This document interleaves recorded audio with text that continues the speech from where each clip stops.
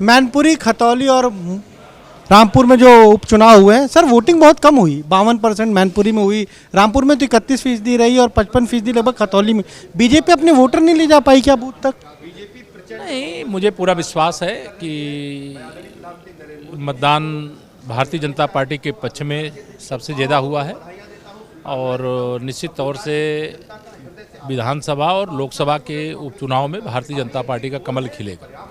आज नगर निगम में मेयर के लिए भी जो रिजर्वेशन है वो जारी कर दिया गया। 17 नगर निगम में 8 अनरिजर्व रखी गई है, 3 महिलाओं के लिए रखी गई। प्रयागराज की अगर बात करें तो ओबीसी के लिए रिजर्व की गई है। इस चुनाव में भी बहुत टफ टक्कर रहेगी क्या? तैयारी के साथ अन्य दल भी लड़ आरक्षण चाहे जो भी रहेगा, कमल का फूल जरूर खिलेगा। ये रामपुर में आजम खान बड़े आरोप लगा रहे थे। मतदान होने के बाद उनके बेटे अब्दुल्ला आजम ने कहा कि भारत से ज़्यादा अच्छा लोकतंत्र साउथ कोरिया में है।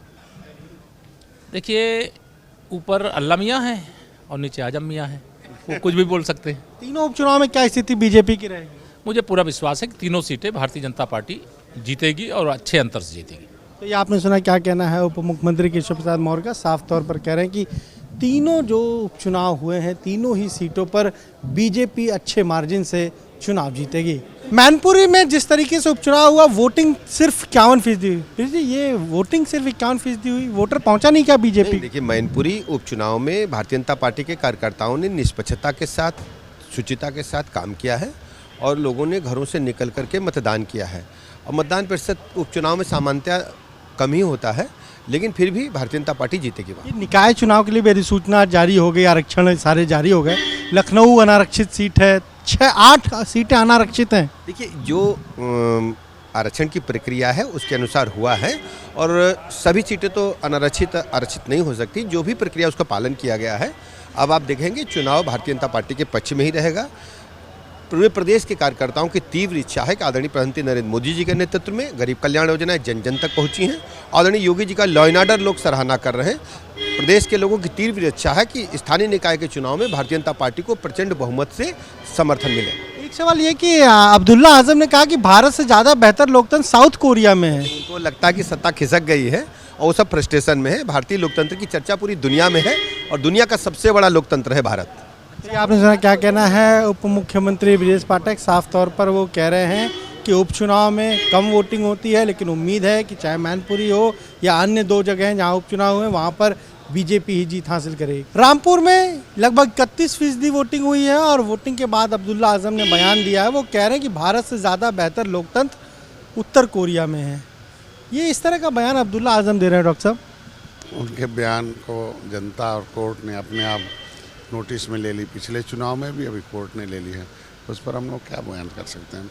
लोकतंत्र है और जनता का राज जनता के द्वार है और जनता खुश है, जनता का काम है तो इसलिए खुश है। इसलिए हम लोग जनता के लिए काम करते हैं और जनता के लिए कुछ बयान देते हैं।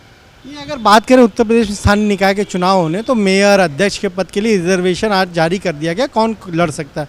आपकी पार्टी, निषाद पार्टी भी लड़ाएगी चुनाव ये स्थानीय निकाय के? निश्चित रूप से पार्टी चुनाव लड़ने और लड़ाने के लिए बनी होती है। तो जहां हमारे कार्यकर्ता मजबूत हैं, जीतने लायक हैं, तो तैयारी किए हैं। मैं सूची दे दूंगा और भारतीय जनता पार्टी से उम्मीद है कि वो निश्चित रूप से हमारे कार्यकर्ताओं के लिए जगह छोड़ेगी और हम लोग भी उनके जिता के साथ देंगे।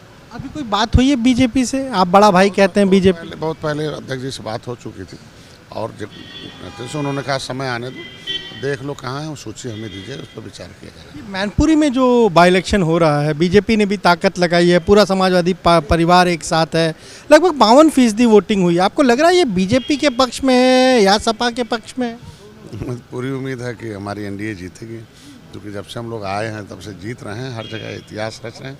हमें पूरा उम्मीद है कि तीनों उपचुनाव हम लोग जीतेंगे। तो ये आपने सुना, क्या कहना है डॉक्टर संजय निषाद का? साफ तौर पर कह रहे हैं कि उन्हें उम्मीद है कि न केवल मैनपुरी बल्कि रामपुर और खतौली में भी जो उपचुनाव होगा वहाँ बीजेपी जीत हासिल करेगी। और उत्तर प्रदेश में जो स्थानीय निकाय के चुनाव होने हैं, उनका साफ तौर पर कहना है कि वो भी, उनकी पार्टी भी कुछ सीटों पर अपने उम्मीदवार लड़ाएंगे, लेकिन बीजेपी जिस तरीके से बातचीत होगी उसी के आधार पर वो कितनी सीटें लड़ेंगे ये तभी तय होगा। क्या मैं मेहदी हसन के साथ अनवर शुक्ला भी, गंगा, लखनऊ।